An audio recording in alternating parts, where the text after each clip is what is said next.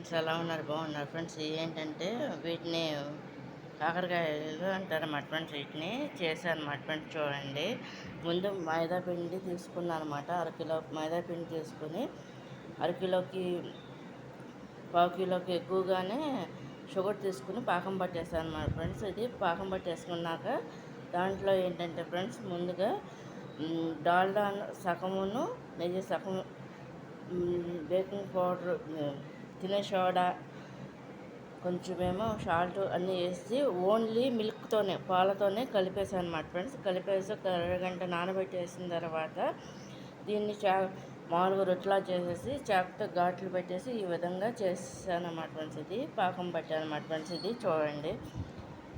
ఇది కనుక మీకు నచ్చినట్లయితే లైక్ చేయండి, షేర్ చేయండి, సబ్స్క్రైబ్ చేయండి. ఏంటంటే కలర్స్ వేస్తాను అన్నమాట కొన్నిటికి.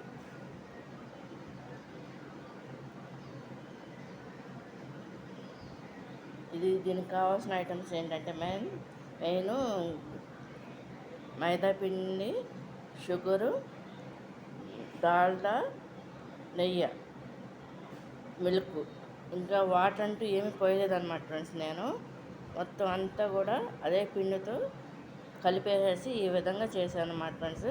ఆయిల్లో ఫ్రై చేసేసి పాకం పట్టేస్తాను అన్నమాట ఫ్రెండ్స్. ఇది కనుక మీకు నచ్చినట్లయితే లైక్ చేయండి, షేర్ చేయండి, సబ్స్క్రైబ్ చేయండి ఫ్రెండ్స్.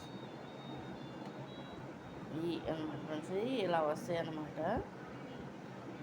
మీకు ఫుల్ వీడియో కావాలంటే ఏదైనా సరే all in one blogs my రెసిపీస్లో ఫుల్ వీడియో ఉంటుందన్నమాట. సునీత బుజ్జి అని చెప్పేసి ఉంటుందన్నమాట ఫ్రెండ్స్. దాంట్లో అనమాట. ఇది కనుక మీకు నచ్చినట్లయితే లైక్ చేయండి, షేర్ చేయండి, సబ్స్క్రైబ్ చేయండి ఫ్రెండ్స్. బాయ్. ఈ ఊటిని ట్రై చేశాను అన్నమాట ఫ్రెండ్స్, ఈ కలర్స్తో ఇలా బిస్కెట్ లాగా.